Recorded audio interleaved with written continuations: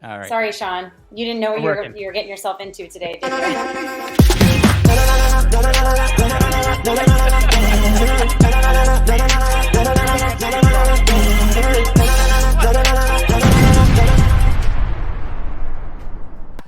What's up, everybody? Let's roll with it. All right.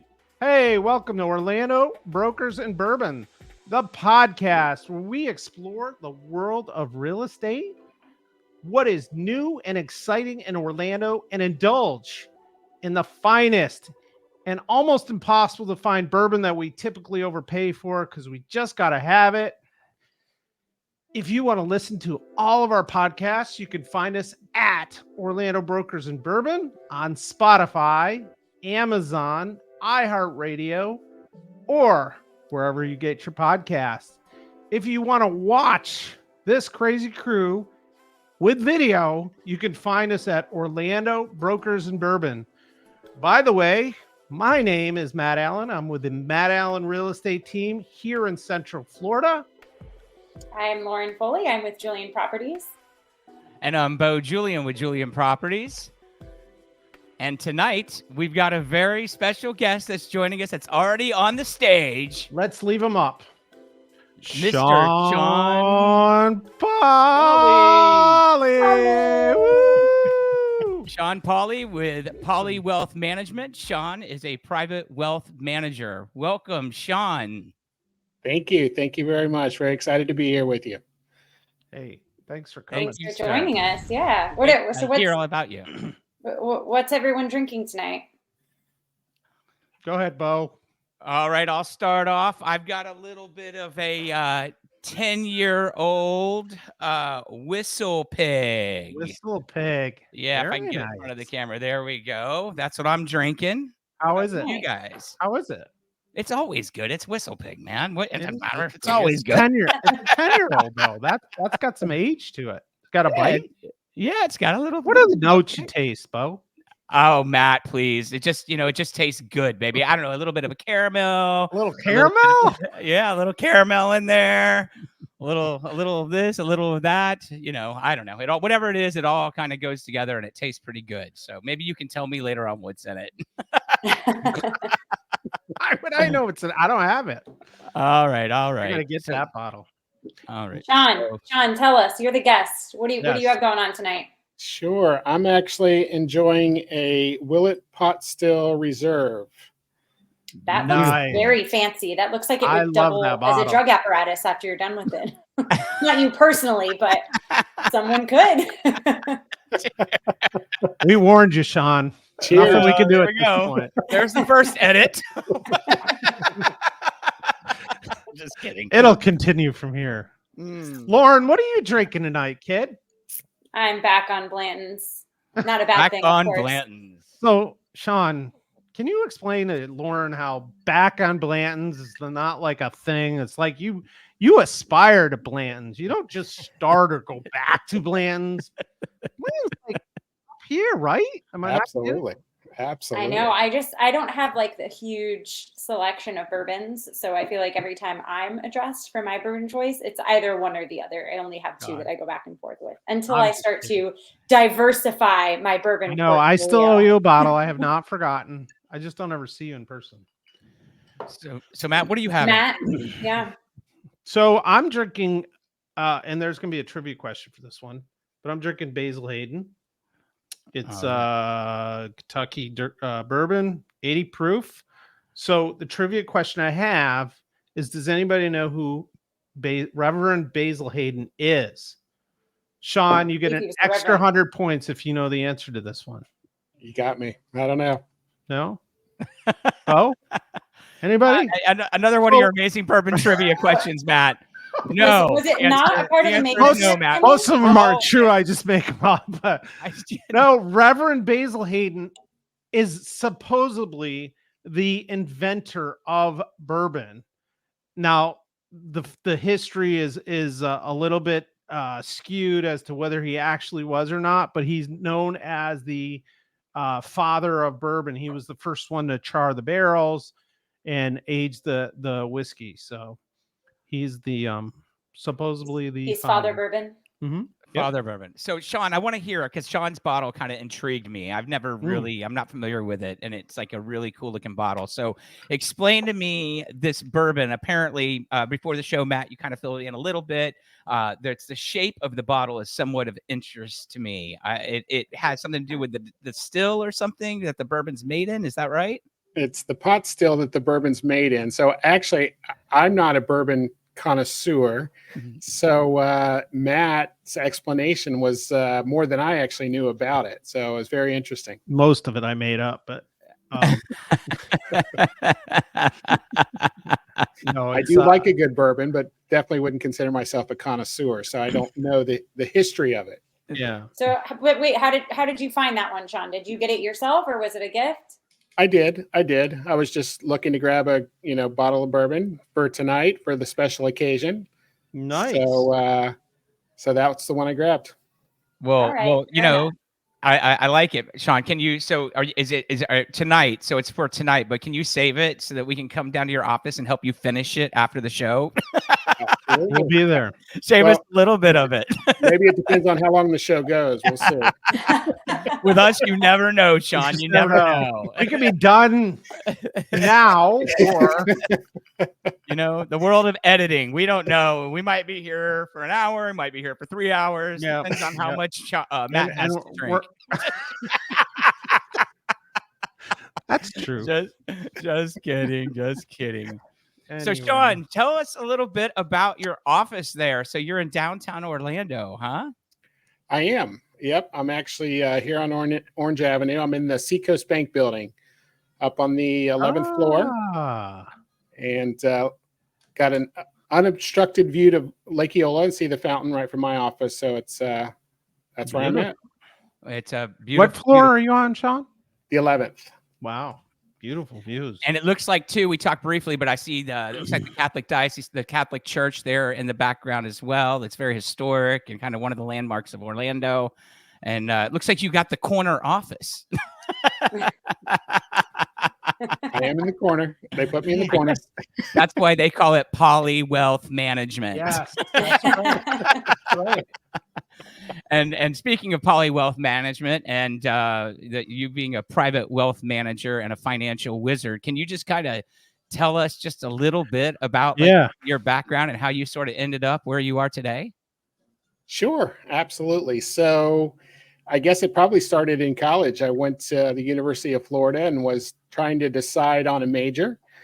I wanted to be in business, and going through the orientation for the business school, they talked about the different majors. They said the most difficult major in the school was finance. So I kind of took that as a challenge and said, okay, well, that's sounds like something I want to do. So that's where it started.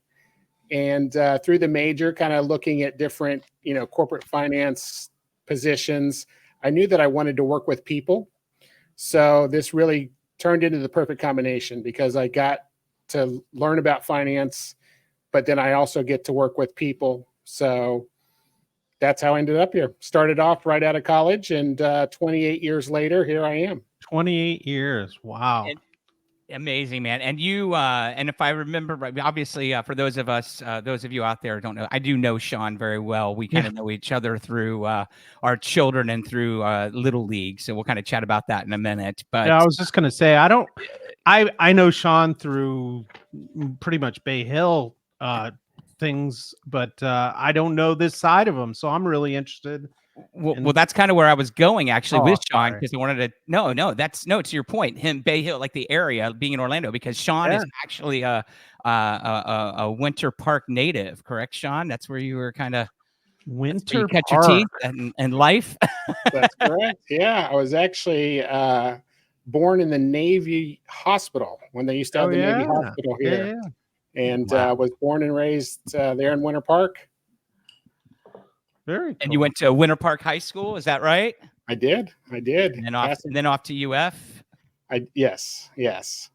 Very cool. But then did you travel, or have you always been here? So my first job out of college was back here in Orlando. Was here for a while, and then I was working for some big investment firms and went the management route. So with the management route, I got moved around. First place they moved me was to Greenville, South Carolina. Beautiful little town. Not a bad I place. was there for a little while. Then they moved me out to La Jolla, California, which is La Jolla. Yeah, heaven on earth. Though I mean, Yeah, I bet it's beautiful. Is it out really? there. I've never It been. is.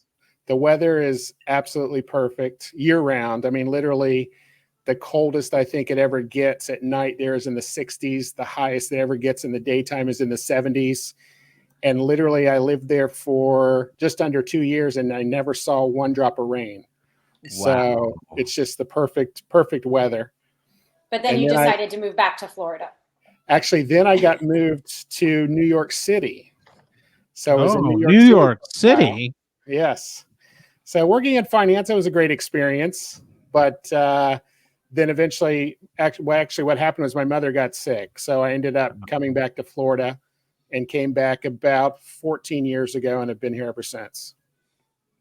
How have you seen Orlando change since with all the time that you've spent away? Like, how do you think it's changed? So there's been a lot of growth. I was actually, when I moved away, I was gone for about 10 years. So it was really interesting when I came back and saw the growth that had taken place. Basically between, South Orlando and Kissimmee, there was nothing when I left. And then when I came back, it was all completely built out. I mean, West Orlando was, very, very much just getting started. When I was in high school is when Dr. Phillips High School was built and first opened. So, that whole area, like I said, it just really, really grew a lot in the time that I was gone. Yeah. Yeah. Orlando. I'm sure looking back now from growing up here, it's a completely different world, right? It really is. It's grown tremendously and still continues to grow as we see all the construction everywhere now. Mm-hmm. So Sean, tell us some what's crazy hot topics going on in wealth management. Like we could talk about real estate, but that's not why you're here. So tell us what's the hot button when you're at a social gathering, people are like, all right, and they ask that question. What is it? Yeah, so obviously when I meet new people, the hot topic is always the market. People are always talking about the market, and really that's exciting because it moves every day, right? So it's kind of always the hot topic. But a big thing that's, people are talking about right now, obviously we're moving into the election season. So that's a big topic. Interest rates, raising the interest rates so much and then kind of sitting here at this high mark, talking about whether or not the Fed's going to lower rates this year or not. And the impact that's going to have certainly has an impact in your industry as well. For sure. And then we've got a big thing coming up at the end of 2025. The Tax Cuts and Jobs Act tax cuts will expire at the end of 2025. So a lot of investors are really looking at, ways that they can reposition assets now with the taxes at the lower rates, just in case those tax rates do go up.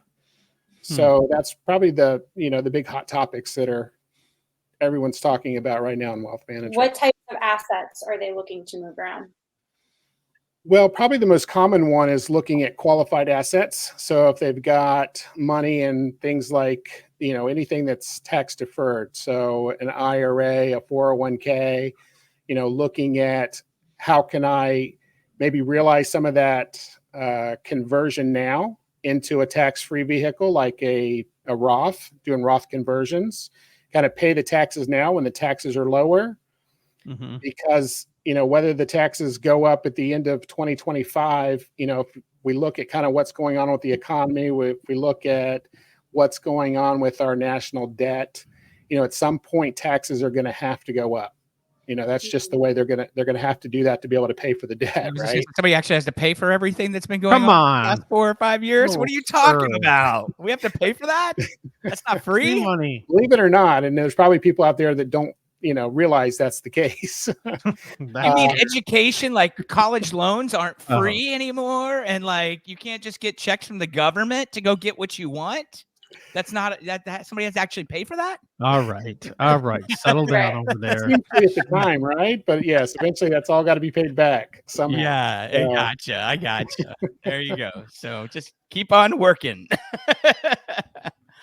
So, That's Sean, I got a question for you. If you are, let's say somebody does not use a wealth manager, and I know you work with more higher end, high wealth people, but somebody's just starting out, say they're in their 20s, 30s, and they're trying to figure out, they're smart, like, and are actually looking at their retirement at that point.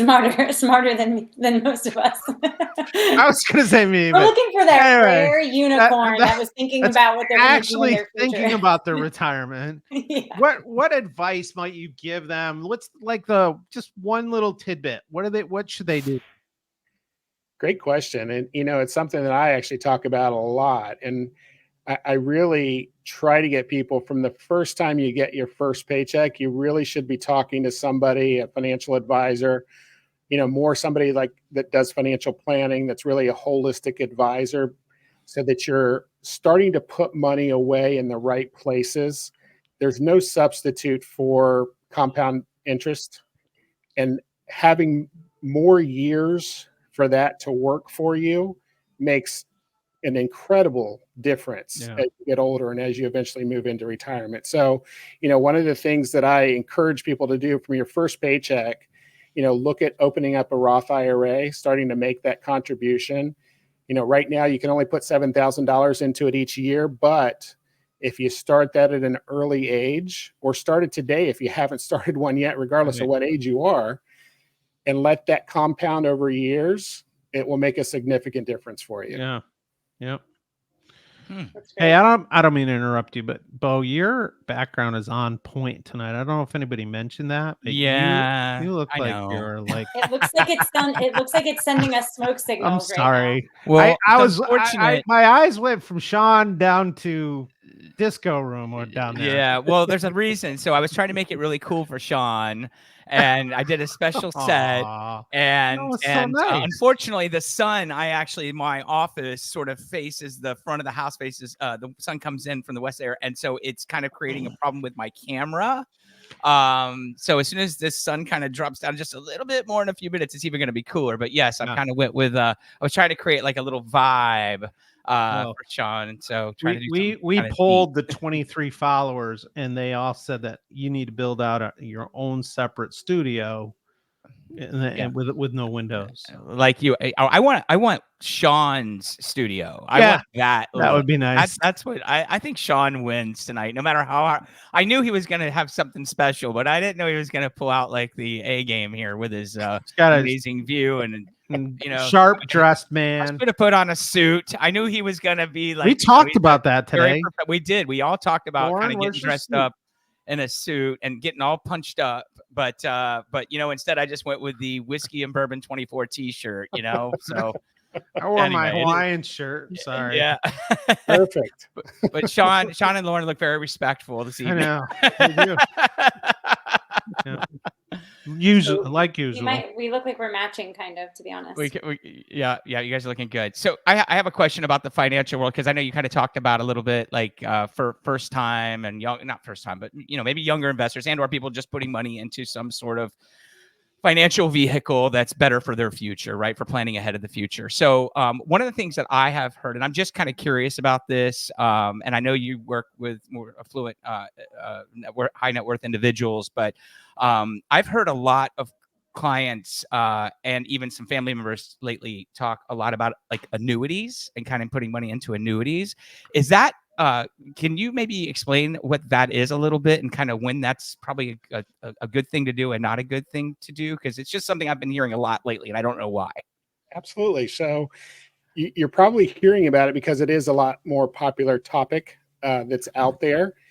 And first of all, to start with, there's many different types of annuities. So there's good annuities, there's bad annuities. Much like an investment, right? If you look at a stock or a mutual fund, there's good ones and there's bad ones.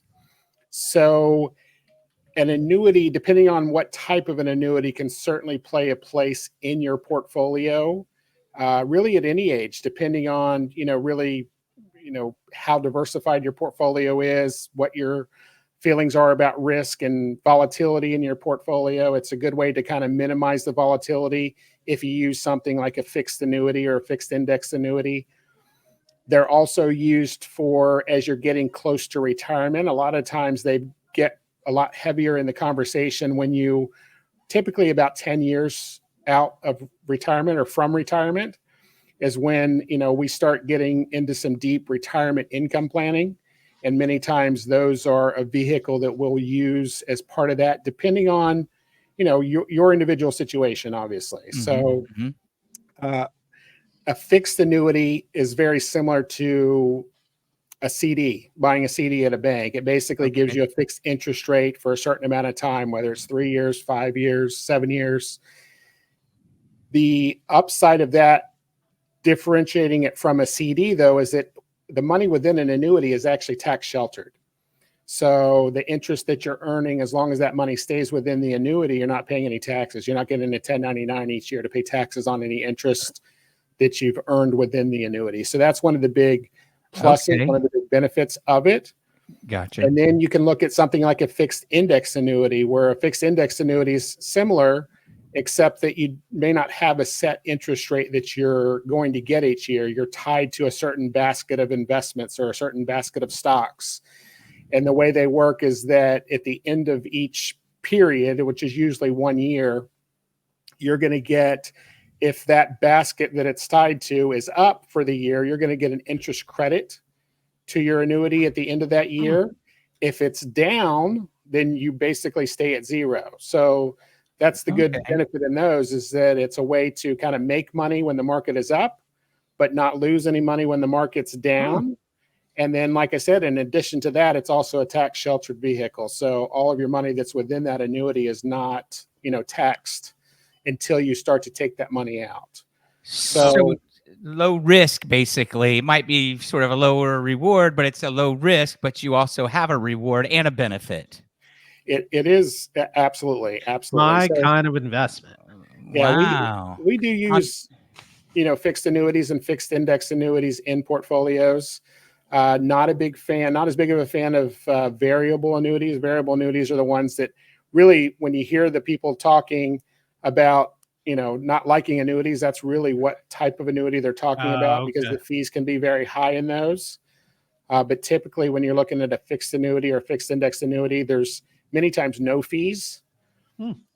But they might offer what are called riders, where you can add some extra bells and whistles to them that might have fees. But all in all, like I said, they're very fee friendly. Well, thank you. Great explanation, because I've not really understood the annuities. And like you said, I have read some things about it in the, I see it on the news or the financial reports. I'm not obviously an expert. I just kind of catch a few articles here and there. And then I have some family members that have in the past year or two kind of gotten into that stuff. So I was just kind of curious as to why they sort of chose that vehicle. But that makes sense, because you're nailing exactly the people I know and kind of what I've read. So that's awesome. Thank you for the explanation.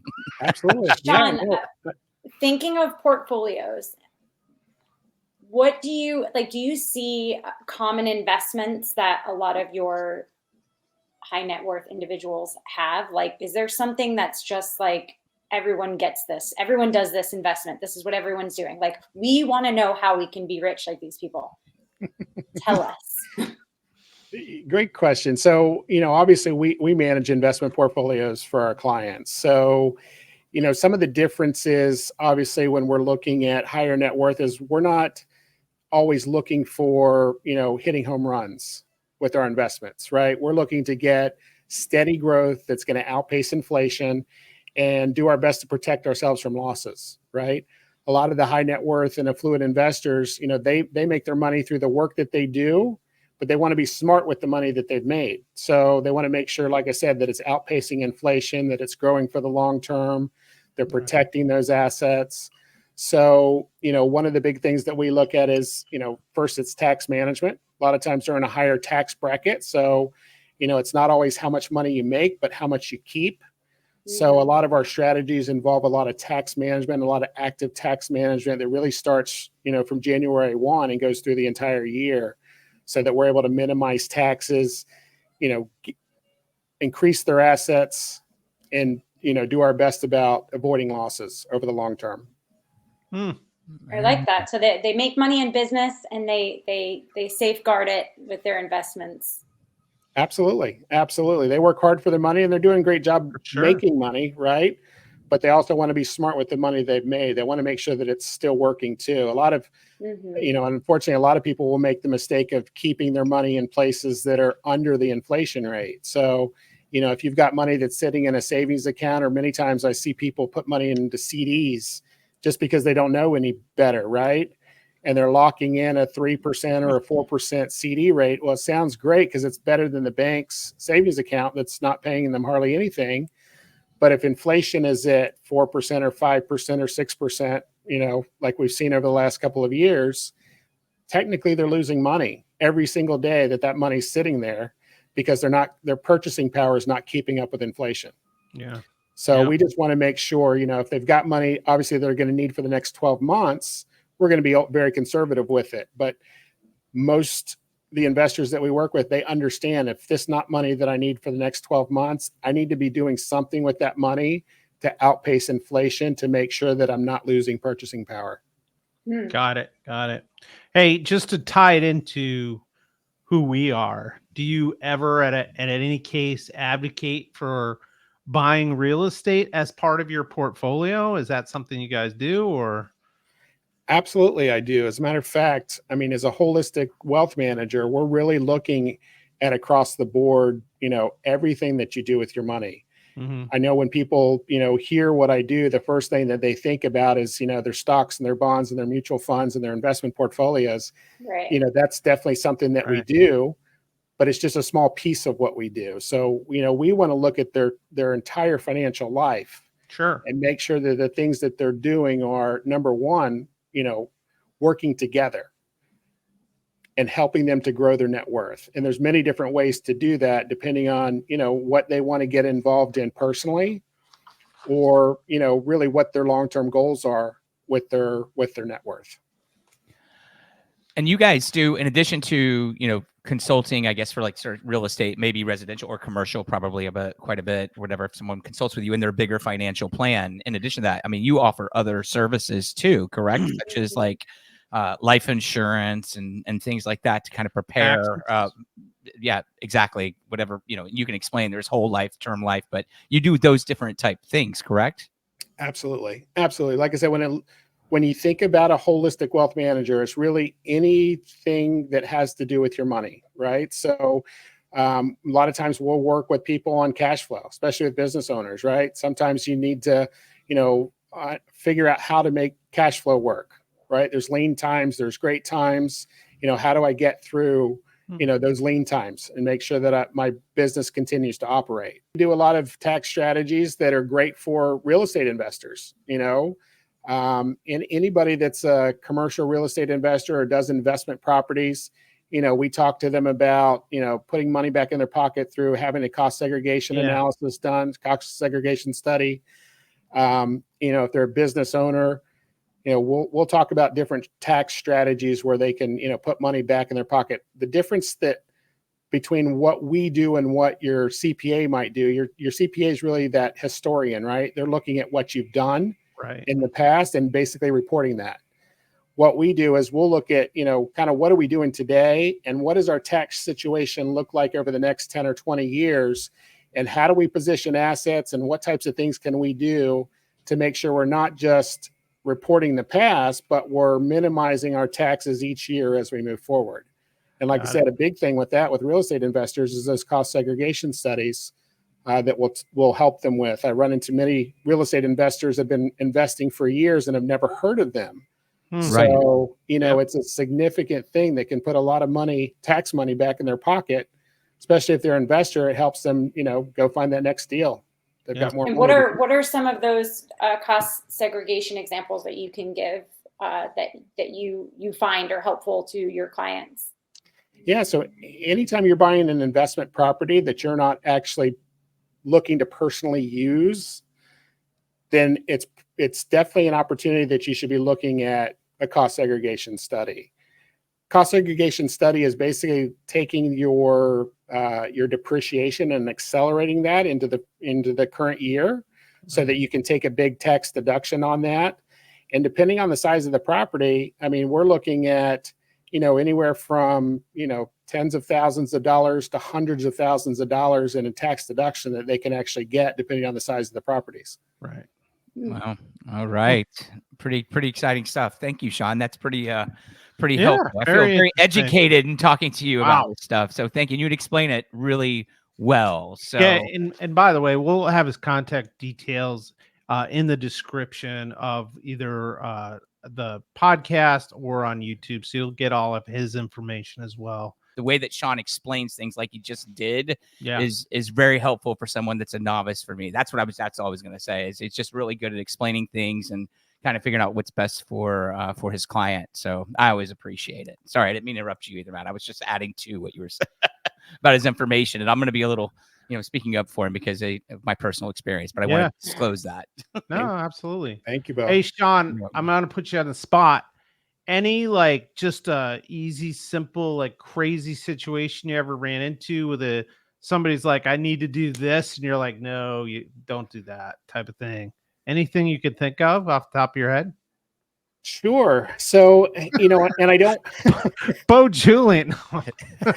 Don't take that client.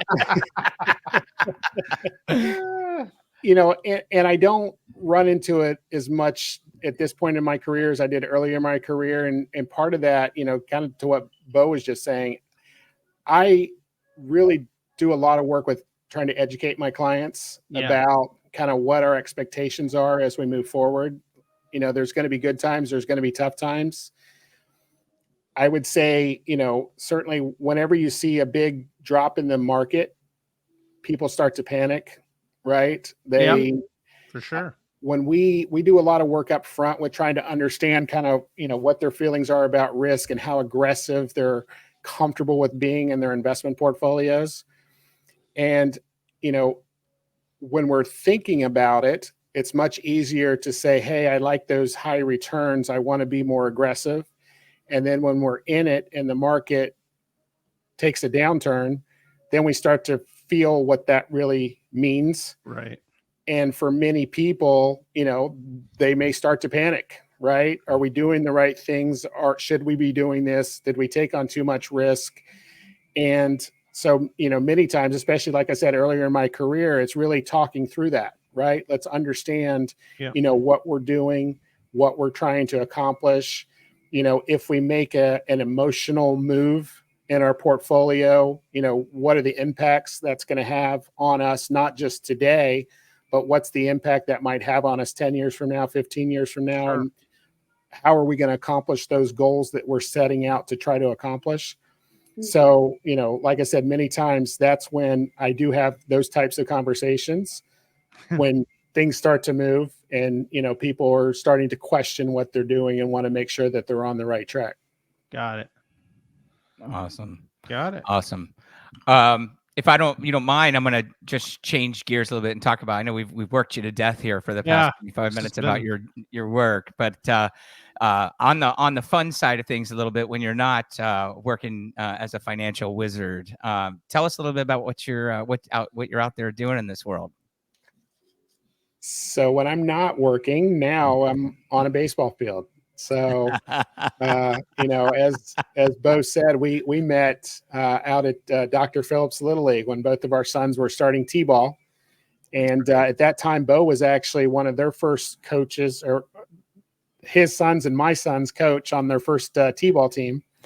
Yeah. And since then, I've, gotten into the coaching of baseball. So between my son's Little League baseball team and his travel ball team, I'm literally on the baseball field 7 days a week. So that's no, this is a true story.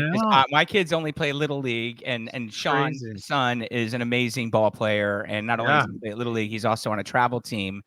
And Sean was just talking. They're actually getting ready. You guys are going to be heading out here in a couple of weeks. Can you tell us where you guys are going to be going on your travel ball team? We are. The boys are really excited. We're actually heading to Cooperstown, New York. Woohoo! Cooperstown. Yeah. So very exciting. So you're going with my brother then too, right? My brother Jim. That's right. Yes, we're going to be there the same week as Jim. We're not in the same tournament. There's two separate tournaments, probably a couple miles apart from each other. But both in Cooperstown. So we'll both be there the same week. Yep. That's Yep. awesome. So for full disclosure, when he brought me up as being a coach, let me just explain what my job was as a coach. So first of all, the kids were all of about 5 or 6 years old.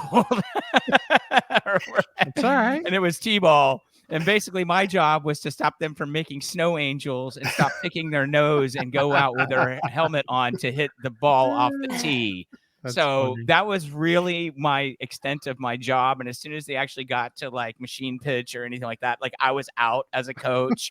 Sean actually has a background of being a ball player when he, and heavily. There you go. I think Sean's a Atlanta Braves fan, I think, on the baseball world. And I think he's a big football guy too, which has probably had a lot to do with his UF choices, but he's a Pittsburgh Steelers fan. I think he waves a terrible towel, I hear. Steeler fan. Hey, they're the Orlando Brokers and Bourbon colors. Yeah, that's true. We'll give that to you. Remember, I'm a child of the 70s. So yeah, so you were either a Steelers fan or a Cowboy fan. That's right. Guess what I am. Right? Cowboy fan. Yeah. But Sean is a good coach and actually knows what he's doing. Sean knows what he's doing on the ball field, and so does Lauren's brother Jim, who I was like the assistant coach for. So those two guys are actually really, and their sons are really good players. So it's kind of exciting. They're going to go up there. I know I'm looking forward to seeing some really cool pictures and hearing some great stories when you guys get back. So y'all have fun out there and enjoy yourselves. Yeah, you gotta go to the Omegang Brewery there too, Sean. Oh, that's one of my favorites. Yes, I have a glass. That in Cooperstown? Mm-hmm. Yeah. Okay. All right. What's it called? Omegang. Omegang. Yeah. And it's a tavern or something, or a brewery? Beer, Bo. Brewery. A beer. Beer. Oh, beer. Do they have a tavern in the beer? I'm sure they do, Bo. You're not going, so what difference does it make? Hey, Sean, you gonna stick around for the rest of this craziness that we're gonna have? Sure, absolutely. Well, that'd be awesome. Feel free to interject and jump on in here. We'll bring in. We'll talk a little real estate shop, and maybe have a couple more laughs before we let you go. But keep on drinking that good stuff and save a little bit for me. We got it. What is that, Matt? What is that sound? Sounds like a whale. A whale. Whale? A whale. It's an okay whale, but it was an okay. Well, I think whale, Lauren. I think there's somebody that does it a little better. Come on, Lauren, give us a whale. It's time for the whale of the week. The whale of the week, ladies and gentlemen, is at 9306 Blanche Cove Drive in beautiful Isleworth, located in Windermere, Florida.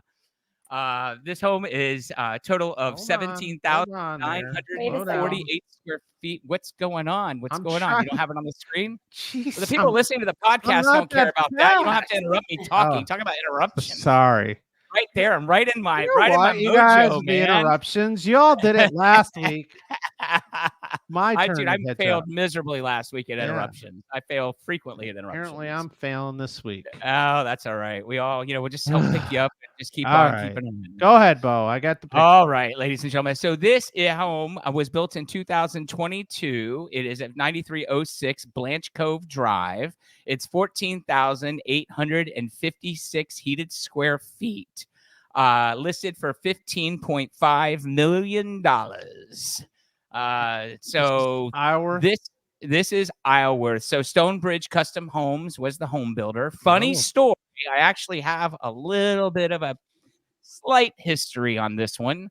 One of Lauren and I in our office, one of our team members, family, they owned this home site, and a few years ago, I think about 2021 or so, maybe 2020, our team member actually sold this lot to the current owner, and the current owner is an NBA basketball player.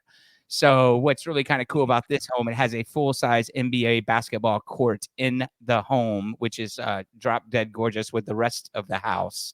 It's got, I think, something like 24-foot ceilings at the entry and kind of around the first floor in a lot of the rooms.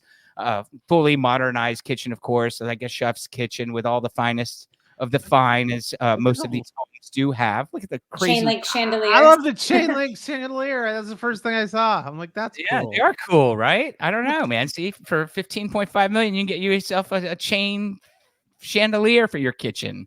Look at the pantries. Everybody's pantry looks like this, right? It's got a sink in it, for crying out loud, I think. And I mean, I think there's a sink in there. I mean, it's like a prep sink in the pantry.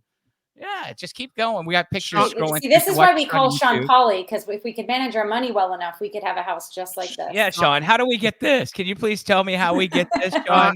Sean, do you have this? Is it annuities? Is it stocks? What is it, Sean? Give us the secret, man. We want to know. Because I am a 5'7", so I know I'm not going to be an NBA basketball player. So can you maybe give me some tips, other way I can maybe make this happen? We have to make it in our business, right, Sean? Make it in our business. You got to make it work. Yeah. So this is on Lake Blanche, on Blanche Cove Drive. Lake Blanche is, I think, about 151-acre lake that is located on the Butler chain. I think there's about 12 or 13 lakes. It's always up for dispute. I don't know. I've never really actually counted, but some people say 13, some say 12. I think it depends on if you can get through all 12 or 13 of them. Right, Matt? What's it matter, Matt? Tell me, Matt. Is that water levels? What's the deal? You know. I mean, we always used to have the Allen's Challenge at our ice cream shop, and it was 11 lakes in the chain. 11 lakes. Okay, 12. All right. So there's 12, a couple feeder lakes. But anyway, yeah, that's what I'm trying to figure out, right? There's always this sort of, they always little say pocket. Yeah, exactly. It's like a spin on words. Look at that shower. Yeah, look at a wet room, Matt. It's a wet room. You taught me this the other day. I was like, a wet room. That's kind of sounds a little shady to me when you say that, but I mean, you. That sounds inappropriate. Here we go. That to anyone, I would feel like I needed to go wash my hands afterwards. I felt like I needed to clean myself. Hey, head to the wet room. Yeah. You could say washroom if you wanted to, but wet room. Yeah, wet but it's room. pretty cool looking. I gotta say, self-enclosed. See how that is? Totally self-enclosed. Multiple shower heads, that puppy down. jets, the big old nice tub with a lake view. I don't know, Sean. What do you think? You think you could have that? That's not a bad shower. I'd take that wet room. Call it what you want. Yeah, call it what you want. If I got that, you can call it anything you want to. Got all kinds. They've got some really beautiful fixtures, beautiful finishes, all just gorgeous. This is a kid's room, kind of fun stuff. Then here's the locker area for the entertainment space. Yeah, they got like a locker. Every room needs some lockers. I imagine if you own this, Matt, that would be like a beverage locker, not like a sports locker. Like there'd be like high end stuff in there. Maybe what's that stuff Sean's got? We put that in there. Yeah. If that was right. Whatever that good stuff Sean has. You're probably right, Lauren. I'd have pot still all over this one. Yep. Yeah. Pot still? Is that what you called it? Yeah. Okay. That's what Pot it still. Is. Yep. Pot still. All right. Well, we're gonna get some of that, wow. Matt. There's the home theater with the fiber optic ceiling. And almost like a bed back here. Yes. Yep. Everybody custom made, I'm sure. A little look at this. Here's the bathroom. Here's the court. Here's the NBA size court. I love the colors. That's really cool. I dig the black. The black with the fine wood. It looks really hot. It's like the Brooklyn Nets court. If I knew the player, I can't. It's in a LLC. So you know. Yeah, it's an LLC, and then it goes out to an address in California. So Sean might know who's. I don't know. Maybe one of Sean's clients. It could be one of Sean's clients. I don't know. That's why I'm not gonna dig too deep on this. It's awful quiet right now. Like, yeah, I was using that room the other day. Anyway, gentlemen, there's an elevator. Yep, the outside bar area kind of looks like very cool, right? Kind of looks like Norman's, like the outdoor bar at Norman's. Like, kind of has that kind of vibe kicking out there. Here's a hot tub. It's got like it's an indoor-outdoor hot tub. It's got like a screen wall that kind of comes down if you want to stay away from the bugs while you're out at the lake at night, hanging out in your hot tub, but still be outside. Really well done. Beautiful home. I mean, the builder there, Stonebridge Custom Homes, they do a great job. It's unbelievable. Yeah, the landscaping's gorgeous. Well, for 15.5 million, this can be yours. So if you're looking for a home on the Butler chain Yes. that has all these amenities and more, plus, by the way, it does have views of all 3 parks fireworks at nighttime, the Disney park. So just FYI, little tidbit of information from this particular home site. So feel free to give one of the 3 of us a call. We'd be happy to take you on your own private tour with proof of funds, of course. For sure. And we look forward to hopefully showing this to you here soon. So there we go, kids. That's a That is great the whale, whale of the Whale week. of the I week. love it. How did I do? You did great, Bo. Thank you. Yeah. Okay. Good. I'm gonna stop the screen. Another whale? We have 2 whales this week. All right. I just wanted to hear the sound again.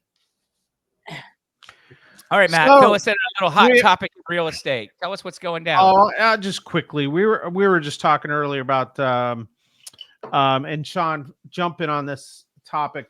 I was reading an article the other day where Orlando actually has jumped from the number 9 destination for people to migrate to number 3. It's becoming a mecca, obviously, for various reasons for people moving down here. And one of the you and Lauren can appreciate the number 1 area that people are coming from is New York City. That's the number 1 spot. You know, they're coming from California, they're coming from Chicago and various other big city areas, but New York City is number 1. And the article went through some of the main reasons, and it makes a lot of sense why people are moving down here. Not just the weather and the the tax benefits, things like that. But if you're living, and it was particularly about luxury living, and if you're living in an area in New York, the appeal to Orlando specifically is the fact that there's a lot of opportunity for you to have more interior spaces. And one of the things they said was, like, you can have a movie room, you can have multiple office space, you can have a basketball court. Where in New York City, they're very similar. Most of the luxury homes, million-plus homes, are going to be very similar, very tight. People in New York City are looking at flexibility of spaces. They're looking at the backyards, the area that they can enjoy. And one of the things that didn't even dawn on me until I started really thinking about it is most people that are moving from New York City don't have swimming pools. And down here, it's such a common place to have a swimming pool and a large backyard and things like that. So one of the things they were saying was, if you do have your house on the market, and that's where I was kind of lead to, make sure they are looking for turnkey properties that have these things in place, and that things are in good shape. They're modernized, and they look enticing just to move into. And then the other thing is, because insurance is so hard here in Central Florida, to make sure things that are in the 4-point inspection are addressed. The roof, systems, things like that those are all updated as well. So I thought that was kind of interesting that we are continually a hot spot for people moving down here, and that people from New York City are enticed by the flexibility of being able to buy a house with a little bit of space around them. The other thing they said is some people are moving into walkability communities, which I know Lauren's a big fan of, like the winter parks and the college parks, where you can just walk out your front door and go to restaurants and go see a show or whatever, that type of environment it provides. So I just thought that was interesting. What are you guys' thoughts? Anything? Good stuff. I think it's good stuff, man. I know, speaking of winter park and walkability, and I know Lauren said she didn't know a whole lot about what's going on, and not that she doesn't know what's going on, but that this week she hadn't really found a new little chic or hip place to go. But I do know, Lauren, you were in Winter Park this weekend for Mother's Day, so I just wanted to wish you a happy belated Mother's Day. And I wanted to ask you about your Mother's Day, because I think you were out in Winter Park around the chain, weren't you?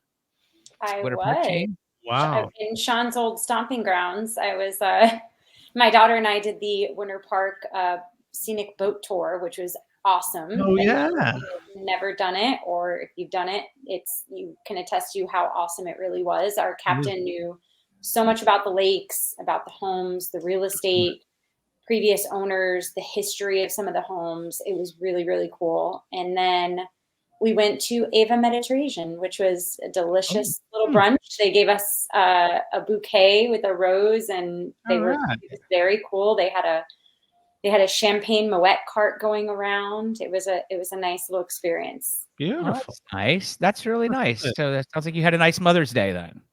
I did. Thank you. Yeah. Happy belated to all the moms and all the moms that played in that school. Very good. All right. Well, Sean, do you have anything you wanna bring up that we didn't bring up, or jump in on anything here before we wrap up for the evening? The old wrap up. Nothing that I can think of. I mean, this has been great. I'm really enjoyed being here with you guys, and if I can answer any questions or do anything else, I'm happy to help. Oh, for sure, we'll bring you back on. Well, we Sean, definitely. if anyone wants to reach you or find you, how can they do that? Sure. So you can always reach out through our website. It's polleywealth.com, or you can call me here at the office. The number is 407-337-1085. And my email address is also there on the website. So whatever's easiest. Okay. Awesome. We'll also put it in the show notes, but I just wanted everyone to hear it from you. Sure. Thank you. All right. Can we do one more cheers, guys? Yeah. Can we do a little cheers? Can we raise a glass? Come on, guys. Let's do a little glass. Hey, Sean, thanks for coming on, buddy. Polley and Polley Wealth Management, Sean. Thank you very much for coming on tonight. Have you noticed that? What's that? You're drinking yours neat, aren't you, Sean? Is there ice in that, or is it just all melted? Actually, it's melted. Yes. Well, so Sean, so what you guys may or may not have noticed is I actually refilled myself with a brand new ice cube. Yeah. So my ice cubes are just fine. Oh, that is genius right there. That's called using your head for more than a hat rack, because you had a whole extra thing of ice there. That's amazing. Ice ball. I have mine too. Do I get nothing? This is not just your regular ice. Crafted you guys didn't let me in on this. Nobody told me about this little trick. I didn't know this is what we were doing. Got my water cup, and then I have ice. My water cup too. Oh, let me see your water cup. Oh, yeah. No.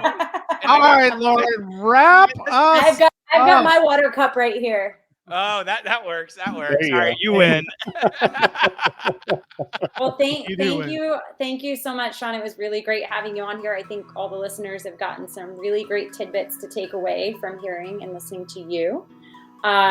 Usually here at Brokers and Bourbon, we thank our guests for allowing us to be in their ears, because that's what we just did. We were just occupying space in their ear holes for quite a while. So thank you on behalf of Brokers and Bourbon, and we will see you next time. Cheers, everybody.